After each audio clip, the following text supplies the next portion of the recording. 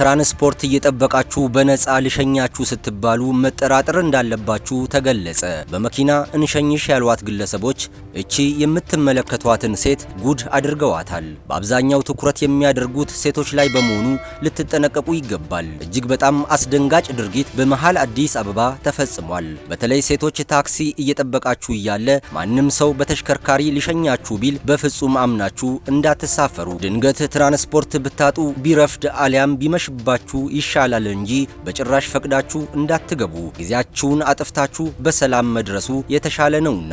አሁን ላይ ይህ ድርጊት እየተደጋገመ በርካቶች ያልጠበቁት ክፉ ነገር እየገጠማቸው በመሆኑ ጥንቃቄ ያድርጉ። ፖሊስ በጉዳዩ ላይ ማሳሰቢያ ሰጥቷል። ድርጊቱ የተፈጸመባት ልጅም ሀገር ሰላም ብላ ግለሰቦቹ ያዘኑላት መስሏት መኪናቸው ውስጥ ብትገባም ጥቂት እንደተጓዙ ያልጠበቀችው አስደንጋጭ ተግባር እንደተፈጸመባት ተናግራለች። ዝርዝር መረጃውን በዘገባችን እናደርሳችኋለን። መልእክቱን ለሁሉም በማድረስ የዜጎችን ሕይወት ታደጉ። ይህ ዴይ ቱ ዴይ ኢትዮጵያ ነው። ተጠርጣሪዎቹ ወንጀሉን ፈጽመዋል የተባሉት በቦሌ ክፍለ ከተማ ወረዳ 2 ልዩ ቦታው ሩዋንዳ ድልድይ ተብሎ በሚጠራው አካባቢ በሌሊቱ ክፍለ ጊዜ ነው። የግል ተበዳይ ወይዘሮ ብሌን አበበ እንደተናገረችው በስራ ምክንያት አምሽታ ስትመለስ ተጠርጣሪዎቹ የሰሌዳ ቁጥር ኮድ 3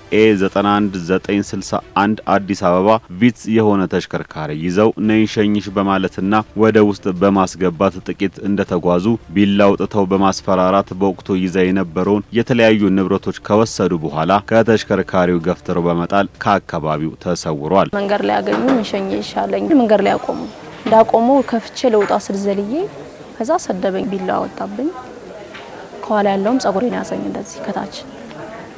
ከዛ ፓተሩን ክፈች ፍጠኝ አለኝ። አረ ምንድነው ችግሩ? ቆይ ምናምን ብዬ ደንግጬ ፓተሩን ቶሎ በይ ሲል እንደዚህ ከፈትኩለት። ፓተሩን ሲያይ ሲቢ ብር ምናምን አልጠቀምም ምንም ነገር ጎራግሮዬ። ከዛ በተኔንም ሀብል እንደዚህ ነው በስርዓት አልፈታውም። እንደዚህ ነው የወደሰው ዞብኝ ሄደ። ከበሩ ላይም በራለኝ እንደዚህ አዳፍቻ ኖርኩት ከፍቼ ላይ ማለት ነው። የአየር መንገድ አካባቢ ፖሊስ ጣቢያ የወንጀል መርማሪ ረዳት ኢንስፔክተር ፍሬው አዳምጠው እንደተናገሩት ፖሊስ አቤቱታው ከቀረበለት በኋላ ባከናወነው ተግባር የተሽከርካሪውን ሰሌዳ በደህንነት ካሜራ ከተቀረጸ ምስል በመለየት ተሽከርካሪውን ከነ ተጠርጣሪዎቹ በቁጥጥር ስር ማዋል ተችሏል። በተሽከርካሪ ውስጥ በተደረገ ተጨማሪ ፍተሻ 6 ሞባይል ስልኮች፣ 2 ታብሌቶችና የሴት ቦርሳዎች ተገኝተዋል። አጠቃላይ ግምቱ ወደ 28 ሺህ ብር የሚገመት ከወሰዱ በኋላ አውርደው ጥለዋት ይሄዳሉ። ይሄ ወንጀል ከተፈጸመ በኋላ ታርጋው አይታወቅም ነበር። የመንገድ ላይ የነበሩ የደህንነት ካሜራዎች ላይ አድራሻውን በማውጣት በማን ስም ተመዝግቦ እንደሚገኝ ካረጋገጠ በኋላ በክትትል በምርመራ ሂደት 2 ተጠርጣሪዎች እና ከ3ኛ ግብረ አበራቸው ንብረቱን አሳልፈው የሸጡለት ግለሰብ ጭምር በቁጥጥር ስር ውለዋል። በወቅቱም ተሽከርካሪ በሚያዝበት ጊዜ ብዛት ያላቸው ከሌላ ግል ተበዳይ